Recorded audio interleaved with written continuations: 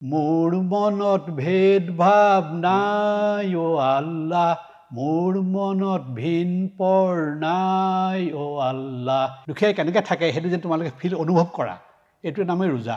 চাফাই কৰ্মীহঁতৰ লগত লেপেটাকাৰী ৰাস্তাতে বহি চেহৰি খাই আছে। নমস্কাৰ দৰ্শক বন্ধু, আজি আমাৰ মঞ্চলৈ আমন্ত্ৰণ কৰি আনিছোঁ শ্বহীদুল হাছান বৰাদেৱক। যিহেতু ৰমজান মাহৰ অন্তত ঈদ উল ফিতৰ অনুষ্ঠিত হৈছে আৰু সেই ঈদৰ বিষয়ে, ৰমজান মাহৰ বিষয়ে বা এনেকুৱা ধৰণৰ কথাখিনি জনাবৰ কাৰণে তেখেতক আজি আমি মঞ্চলৈ আমন্ত্ৰণ জনাইছোঁ। নমস্কাৰ হাছান ডাঙৰীয়া। নমস্কাৰ। তেখেতৰ এটা পৰিচয় আছে। তেখেত এগৰাকী ভাল অভিনেতা, ভাল কবি আৰু সমালোচক। পবিত্ৰ ৰমজান মাহৰ অন্তত অনুষ্ঠিত ঈদ উল ফিতৰৰ সকলোকে আমি ঈদৰ শুভকামনা জ্ঞাপন কৰিছোঁ। আজি আমি প্ৰথম প্ৰশ্নটো আমাক সুধিব বিচাৰিছোঁ আপোনাক যে ৰমজান মাহ চলে, এটা মাহ সম্পূৰ্ণ ৰোজা বা ব্ৰতত থাকে। ৰমজান মাহটোনো কি? প্ৰথমতে মই ৰংমেলা টিভি আৰু আপোনালোকলৈ সকলোকে ঈদৰ শুভেচ্ছা জনালোঁ। ৰমজান মাহটো হ'ল এমাহ উপবাসে থকা। ইছলামধৰ্মী লোকসকলে এমাহ উপবাসে থাকে। প্ৰথমতে এইটো আগতে এই এমাহ উপবাসে থকা অৱশ্য পালনীয় কৰ্তব্য বা বাধ্যতামূলক নাছিল। পাছত প্ৰফেট মহম্মদৰ সময়তে সেইটো হয়। ৰমজান মাহটো আমি সেই বিষয়ে গম পালোঁ যে ৰমজান মাহটোত সম্পূৰ্ণ এটা মাহ আমি উপবাসে থাকি আমি ধৰ্মীয় চৰ্চা কৰিব লাগে। তাৰ পাছতে আমি পাম ঈদ উল ফিতৰ। হয়, ঈদ উল ফিতৰ মানে কি? ঈদ দুটা, এটা হ'ল ঈদ উল জুহা, কুৰবানী ঈদ বুলি কয়, আৰু এইটো ঈদ উল ফিতৰ। এইটো ঈদ উল ফিতৰ মানে ফিতৰ মানে ফিতৰা। ফিতৰা মানে এজন মানুহৰ বিপৰীতে 1633 গ্ৰাম ঘেঁহু বা জ্বৰ যিটো মূল্য হয় সেইটো দিব লাগে। আগতেতো সেইটো দিছিলে, আজিকালি মানুহে ঘৰে ঘৰে ঘেঁহু লৈ ফুৰিব নোৱাৰে। গতিকে এইটো বজাৰ মূল্য নিৰূপণ কৰে এটা কমিটি আছে, সেইটো হিলাল কমিটি বুলি কয়। এই হিলাল কমিটিয়ে এইটো এইবাৰ নিৰূপণ কৰি দিছে 70 টকাকৈ। তাৰমানে প্ৰত্যেকজন ইছলামধৰ্মী লোকে 70 টকা ফিতৰা দিব লাগে দুখীয়াক, নিচলাক। আৰু ফিতৰা গম পালোঁ। জাকাতটো কি বস্তু? জাকাতটো হ'ল মানে কি, এজন মানুহৰ ওচৰত যদি 7.5 তোলা সোণ বা 52 তোলা ৰূপৰ সমপৰিমাণৰ সম্পত্তি, টকা বা গহনা খাই বৈ টকাৰ পিছতো থাকে, তেতিয়াহ'লে তেখেতসকলে ইয়াৰ বাবে 40% জাকাত দিব লাগে। তাৰমানে 1,00,000ত 2,500 টকা। এতিয়া ৰমজান মাহত যি আমি উপবাসে থাকোঁ, আমি ধৰক আজান, মছজিদত আজান দিয়া মুহূৰ্তত আমি খাব লাগে বা সূৰ্য অস্ত যোৱাৰ তেনেকুৱা কি নিয়ম আছে খোৱা? হয়, দিনটোত একো নোখোৱাকৈ থাকে? আপুনি ঠিক কথা প্ৰশ্নই কৰিছে। প্ৰথমতে আৰম্ভ হয় চেহৰিৰে। চেহৰি মানে এইটো চুবেহ চাদিক বুলি কয় ইছলাম ধৰ্মত। এই আমাৰ ফজৰ নামাজৰ আগতে আকাশত এটা শিঙুলীয়া ৰঙৰ এটা ৰেখা এডাল বৈ যায়। সেইটো আমাৰ চকুৰে ধৰিবলৈ মুস্কিল হয়, তথাপি আজিকালি চব কেলকুলেশ্যন আছে, চাৰ্ট আছে। আজি এতিয়া 4:11 বজাত মানে এইটো চেহৰিৰ সময়। তাৰমানে পুৱা 4:11 বজাত খাই বৈ সম্পূৰ্ণকৈ উঠিব লাগিব। সেইটো হ'ল চেহৰি। চেহৰি সাধাৰণতে বহুতে ভাত খায়, বহুতে ৰুটি খায়, বহুতে অন্য খায়। মানে ইফতাৰ আৰু চেহৰি, হয়, সেই দুটা বস্তু বেলেগ নেকি? এই চেহৰিৰে আৰম্ভ হয়। চেহৰি খোৱাটো সুন্নত, মানে প্ৰফেটে কৰিছিলে কাৰণে সেইটো মানুহে কৰে। চেহৰি খোৱাটো ভাল, নহ'লে গোটেই দিনটো উপবাসে থাকে যে। তাৰপিছত যেতিয়া সন্ধিয়া মগৰিবৰ নামাজৰ আজান হয়, তেতিয়া লগে লগে ৰোজাটো খোলে আৰু সেইটোকে ইফতাৰ বুলি কয়। সাধাৰণতে খেজুৰেৰে খোলে। হয় নেকি? খেজুৰেৰে আৰম্ভ কৰে। খেজুৰ। সেই সময়ত আমি কি খাওঁ? মানে ধৰক আপোনালোকে কি খায়? ফল মূল খায়, মাছ মাংস ভাত বা তেনেকুৱা ধৰণৰ নিয়ম আছে নেকি? তাৰমানে আচলতে ক'বলৈ গ'লে ইফতাৰত আৰু চেহৰিত বহুতে গুৰুপাক ভোজন নকৰে।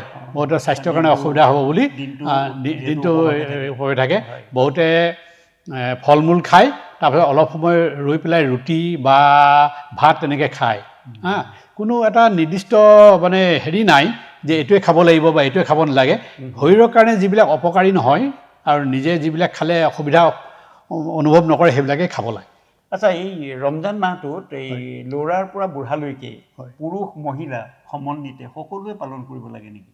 আচলতে আমাৰ মানে চৰকাৰী নিয়মত আমাৰ 18 বছৰত মানে প্ৰাপ্তবয়স্ক হয় নহয় জানো ভোটাৰ ৰাইট পায় কিন্তু ইছলাম ধৰ্মৰ মতে এগৰাকী ছোৱালী বা এজন ল'ৰা 12 বছৰ হ'লে প্ৰাপ্তবয়স্ক হয় বালিক বুলি কয় সেই 12 বছৰৰ পৰা ৰোজা ধৰাটো মানে জৰুৰী আচ্ছা আচ্ছা 12 বছৰ হ'লে ৰোজা ধৰিব লাগে এতিয়া ধৰক এই ঈদ ৰমজান মাহ জিকিৰ আৰু জাৰিৰ কথা যেতিয়া মনলৈ আহে আমাৰ জিকিৰ আৰু জাৰিৰ স্ৰষ্টা আজান ফকীৰ চাহাবলৈ সততে মনত পৰে আমি পঢ়িছিলোঁ জিকিৰ জাৰিৰ বিষয়ে আপুনি অকণমান এই বিষয়ে কওকচোন জিকিৰ জাৰি এটা বিশেষত্ব আছে এইটো ভাৰতত ক'তো নাই অসমত আছে তেখেতে শংকৰদেৱৰ মানে বৈষ্ণৱ ধৰ্মৰ তেওঁলোকৰ গায়নৰ পদ্ধতিৰ প্ৰতি উদ্বুদ্ধ হৈ তেওঁ গম পালে যে ইছলাম ধৰ্ম প্ৰচাৰ কৰিবলৈ হ'লে মই অকল নিজৰ ফালে কৰিলে নহ'ব ইয়াৰ যিটো থলুৱা সংস্কৃতি ৰীতি নীতি তাৰ সৈতে একাত্ম হৈ ৰাইজক বুজাব লাগিব সেইকাৰণে তেওঁ হাত চাপৰি বজাই তেওঁ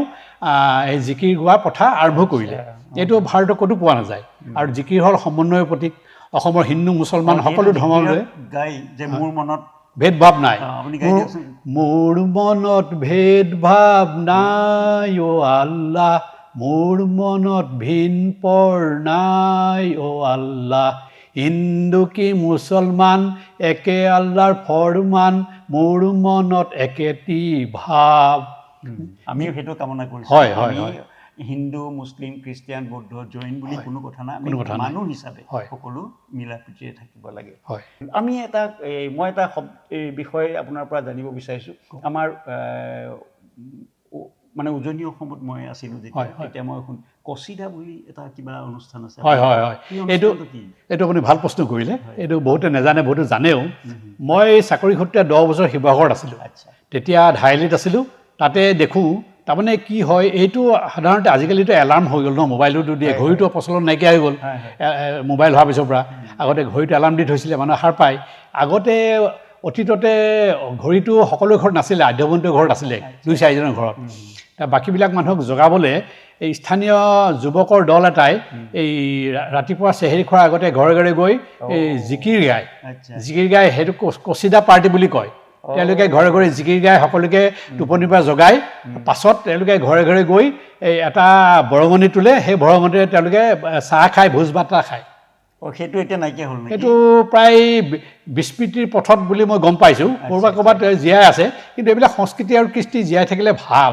এইটো আমাৰ পৰিচয় এটা জাতিৰ এটা অসমীয়া সংস্কৃতিৰ পৰিচয় আপোনালোকৰ বিশেষকৈ মুছলিম সম্প্ৰদায়ৰ ব্যক্তিসকলে শুক্ৰবাৰ দিনটো খুব সুন্দৰকৈ পালন কৰে পবিত্ৰ দিন বুলি ধৰি লয় ইয়াৰ কিবা তাৎপৰ্য আছে নেকি তাৰমানে শুক্ৰবাৰটো আমাৰ সাপ্তাহিক ঈদ বুলি কয় যেনেকৈ ধৰক ইহুদীসকলে শনিবাৰে পৰে খ্ৰীষ্টানসকলে আপোনাৰ দেওবাৰে চাৰ্চত যায় আৰু আপোনালোকৰ পবিত্ৰ হ'ল হিন্দু ধৰ্মৰ বৃহস্পতিবাৰ গুৰু বৃহস্পতি বুলি কয় আমাৰ সেই শুক্ৰবাৰটো পবিত্ৰ জুম্মা নামাজটো যে আছে এই শুক্ৰবাৰ জুম্মা নামাজ সময়যোগে পঢ়ে সেইটোৱে আমাৰ শুক্ৰবাৰটো সেইটোৱে বিশেষত্ব আচ্ছা এতিয়া আপোনাৰ পৰা আমি এই ৰমজান মাহটোৰ বিষয়ে বা ঈদ উল ফিতৰৰ বিষয়ে জাকাত বা ফিত্ৰাৰ বিষয়ে গম পালোঁ জিকিৰ আৰু জাৰিৰ বিষয়েও গম পালোঁ আজান ফকীৰ বিষয়ে আমি এটা সময়ত ৰচনা কৰি থৈ গৈছিলে তেখেতটো আমাৰ শংকৰদেৱ মাধৱদেৱৰ সংমিশ্ৰণতে বুলি ক'ব পাৰি হয় নহয় এটা ডাঙৰ ইতিহাস আছে আৰু ইফতাৰ আৰু চেহৰিৰ বিষয়েও আমি কিছু গম পালোঁ আৰু কচিদাৰ বিষয়েও আমি কিছু কথা গম পালোঁ আৰু মুছলিম বা মুছলমান সম্প্ৰদায়ৰ এটা কিবা উল্লেখযোগ্য আন কিবা আছে নেকি এই মাহটোৰ তাৎপৰ্যৰ উপৰিও উল্লেখযোগ্য মানে আচলতে এই মাহটোত মানে বেছিকৈ সৃষ্টিকৰ্তাৰ প্ৰতি আৰাধনা কৰিব লাগে আৰু তেখেতক মানে খাটিব লাগে আচলতে ৰোজাৰ তাৎপৰ্যটো মোৰ ক'ব থাকি গ'ল ৰোজা মানে অকল নোখোৱাটোৰ নামেই ৰোজা নহয় সংযমৰ নাম ৰোজা ষষ্ঠ ইন্দ্ৰিয়ক তেওঁ দমন কৰিব পাৰিব লাগিব খং ৰাগ ঈৰ্ষা সেইবিলাক চব দমন কৰিব লাগিব মানুহৰ ভালৰ কথা চিন্তা কৰিব লাগিব কাৰো লগত দন হাই কাজিয়া কৰিব নালাগিব চকুৰে ভালটো দেখি চাব লাগিব মুখেৰে বেয়া কথা ক'ব নালাগিব হাতেৰে বেয়া কাম কৰিব নালাগিব ভৰিৰে বেয়া কাম বুলি অগ্ৰসৰ হ'ব নালাগিব এইবিলাকে হ'ল ৰোজা আৰু ৰোজাৰ মেইন কথা হ'ল কি আচল কথা হ'ল দুখীয়াসকলে যে নেখাই নবৈ থাকে দুখত ভোকত থাকে এই দুখীয়াৰ দুখত সমমৰ্যাদা প্ৰকাশ কৰিবলৈ একাত্ম হ'বলৈ আল্লাহ এই ৰোজাটো দিছে দুখীয়াই কেনেকৈ থাকে সেইটো যে তোমালোকে অনুভৱ কৰা এইটোৰ নামেই ৰোজা আৰু এটা মই মনত আহিলে কথা আপোনাৰ যদি কয় মই উল্লেখ কৰিব বিচাৰোঁ আমাৰ ৰোজাটো হ'ল সমন্বয়ৰ প্ৰতীক সম্প্ৰীতিৰ প্ৰতীক আজি কেইদিনমানৰ আগতে সামাজিক মাধ্যমত দেখিলোঁ নিউয়ৰ্কৰ মেয়ৰ জোহৰান মামদানিয়ে এই নিউয়ৰ্কৰ চাফাই কৰ্মীহঁতৰ লগত লেপেটাকাৰী ৰাস্তাতে বহি চেহৰি খাই আছে। আচ্ছা। আকৌ সামাজিক মাধ্যমত দেখিলোঁ বিহাৰ উত্তৰ প্ৰদেশৰ হিন্দু মহিলাই মুছলমান ভাই ভনীসকলৰ মংগলৰ কাৰণে ৰোজা ৰাখিছে। আমাৰ অসমৰো ফেচবুকত পাইছোঁ এই মুম্বাইৰ বাসিন্দা দেৱিকা বৰপূজাৰীনীয়ে লাইলাতুল কদৰ ৰোজা ৰাখে, প্ৰত্যেক বছৰে ৰাখে। তেওঁ আজি 25 বছৰ 26 বছৰ লিখি আহিছে। কেইদিনমান আগতে মই পষ্ট এটা পঢ়িলোঁ। আকৌ উত্তৰ প্ৰদেশ নে বিহাৰৰ মই আৰু এটা পঢ়িলোঁ সামাজিক মাধ্যমত 50 বছৰ ধৰি তেওঁলোকে ঘৰত ইফতাৰ পাৰ্টি কৰি আছে। হিন্দু পৰিয়াল, কিন্তু তেওঁ মুছলমান ভাই ভনীসকলক খুৱাই আছে। সমন্বয়ৰ যে প্ৰতীক সেইটো উপস্থাপন কৰিব বিচাৰিছে। আৰু আমাৰ মাজত লাগে আমি হিন্দু মুছলিম সদায় ভাই ভাই হিচাপে থাকিব লাগে, আমাৰ লাগিব সকলোৱে কয়। আৰু আমি একেখন দেশতে একেখিনি জলবায়ু পানী সেৱন কৰি আছোঁ যিহেতু, যি হওক সকলো মিলা প্ৰীতিৰে হিংসা বা এনেকুৱা দনখৰিয়াল বৰ্জন কৰি আমি সুন্দৰকৈ থাকিব লাগে, আমি তাকে কামনা কৰিছোঁ। আৰু আপোনালোকৰ এই ঈদৰ তাৎপৰ্যও সেইটোৱে বহন কৰিছে। এইখিনিতে গান এটা মনত পৰিলে, ৰমজানৰে ৰোজা গ'ল ওলাল ঈদৰ জোন, চেনেহৰে মেহফিলতে বহে আজি কোন। এই কাৱালীটো ভূপেন হাজৰিকা মহম্মদ ৰফিয়ে গাইছিলে। এইটো মনত পৰে, এতিয়া চকু চলচলীয়া হৈ যায় পুৰণা কথাত ভাবিলে, ইমান ধুনীয়াকৈ। আৰু মই এই পাহৰিছোঁ কথা প্ৰসংগৰ অকণমান শেষত আৰু এই ইছলামিক বা ইছলাম সম্প্ৰদায়ৰ লোকৰ জোনবাইৰ লগত এটা ঘনিষ্ঠ সম্পৰ্ক আছে। জোনবাইটোৱে কিবা ইচাৰা দিলেহে আপোনালোকে কিবা কিবি কথা মানে হয়, কথাটো একদম ঠিক ক'লে আপুনি। কাচি জোন, এতিয়া আমাৰ কাচি জোন ওলালে আমাৰ ঈদটো হ'ব, নতুন জোন ওলালে। আৰৱত যদি যিদিনাখন হয় তাৰ পিছত আমাৰ ইয়াত হয়। কিন্তু ভাৰতৰ কেৰেলা আৰু উত্তৰ প্ৰদেশৰ কিছুমান ঠাইত মানে আৰবৰ লগতে মিলাই ঈদটো কৰি দিয়ে, কিন্তু মুছলিমে কিছুমানহে কৰে, সাধাৰণতে এদিন পিছত হয়। আচ্ছা, মই এইখিনিতে আৰু এটা মোৰ সন্দেহ হৈছে। হয় সেইদিনা ছাপ'জ জোনবাই ওলাবলগীয়া আছিলে, বিশাল মানে বৰষুণ বতৰ বেয়া নোলালে, তেতিয়া কি হ'ব? 30টা ৰোজা হৈ গ'লে ঈদটো হৈ যায়। আৰু তাই ক'ৰবাত নহয় ক'ৰবাত দেখা যাব। আৰৱত হৈ গ'লে খবৰটো আহে, হিলাল কমিটিয়ে কৰি দিয়ে। এতিয়া আৰু এটা কথা মই আমোদজনক কথা ক'বলৈ পাহৰিলোঁ, আপোনাক কওঁ মাজতে। মই 1996 চনত বিয়া পাতিছিলোঁ। 2029 চনত এতিয়া জানুৱাৰী মাহত সেই সময়ত ৰোজা এই ৰমজান মাহ পৰিছিলে। এতিয়া 33 বছৰ মূৰত সেই আকৌ এই জানুৱাৰীত ৰোজাটো হ'ব। তাৰমানে প্ৰত্যেক বছৰে 10 দিন কৰি মানে আগবাঢ়ি যায়। আমাৰতো চান্দ্ৰ মাহ। এইবাৰ ঈদ যেতিয়াৰ পৰা ৰমজানৰ ৰোজা হৈছে, অহাবাৰ 10 দিন আগুৱাই যাব। এইটোৱেই মানে বিশেষত্ব। আমি সকলোলৈকে পুনৰবাৰ ঈদ মুবাৰক জনাই, ৰংমেলা টিভিৰ তৰফৰ পৰা ঈদ মুবাৰক জনাই আজিৰ এই অনুষ্ঠানটো ইয়াতে সামৰোঁ। নমস্কাৰ।